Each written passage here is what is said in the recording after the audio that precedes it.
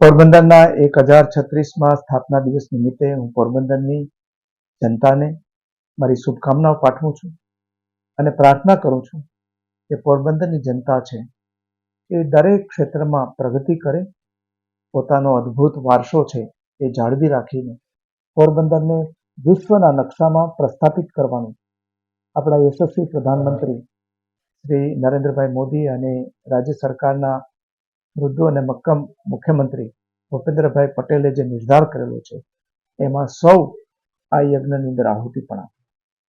પોરબંદર એ આખા ભારતનું એક વખતે ચમકતું બંદર હતું અને અત્યારે પણ આપણું 12માસી બંદર છે.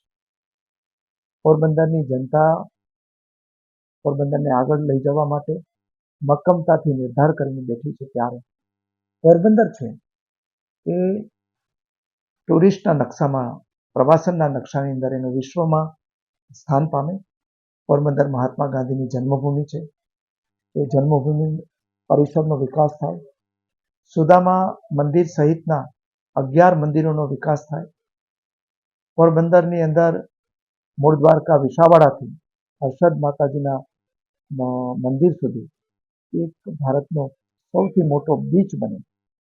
પોરબંદરનો બરડો ડુંગર છે એ સિંહોનું અભયારણ્ય બને.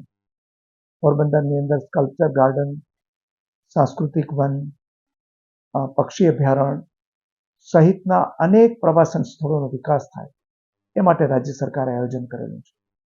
અને જ્યારે પ્રવાસન ઉદ્યોગ ખીલશે ત્યારે પોરબંદરમાં ફરીથી હોટેલ, રેસ્ટોરન્ટ, ટ્રાન્સપોર્ટ સહિતના બિઝનેસો ખૂબ આગળ વધવાના છે. એ ઉપરાંત પોરબંદરનું બંદર પણ એક મહાબંદર બને એ માટેનું આયોજન પણ રાજ્ય સરકાર એનો અભ્યાસ કરાવી રહી છે. મત્સ્ય ઉદ્યોગનો વિકાસ થાય એ માટે પણ અનેક યોજનાઓ બનેલી છે. એ ઉપરાંત જે અહીંયા ખેત આધારિત ઉદ્યોગો આવે અને એનો પણ વિકાસ થાય એના માટે પણ આયોજન થયેલું છે. પોરબંદર દરેક તરફથી 5 દિશાઓમાંથી નેશનલ હાઈવે મારફતે જોડાય એનું આયોજન થઈ ચૂકેલું છે.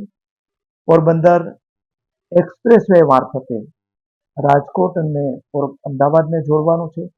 એનો પણ બજેટમાં સમાવેશ થઈ ચૂક્યો છે. પોરબંદરમાં વધારાની ટ્રેનો આવે એ માટે રાણાવાવ ખાતે 135 કરોડ રૂપિયાના ખર્ચે વંદે ભારત સહિતની ટ્રેનોનું એના કોચનું રિપેરિંગ અને મેન્ટેનન્સ પણ ત્યાં થાય એની યોજના પણ મંજૂર થઈ છે.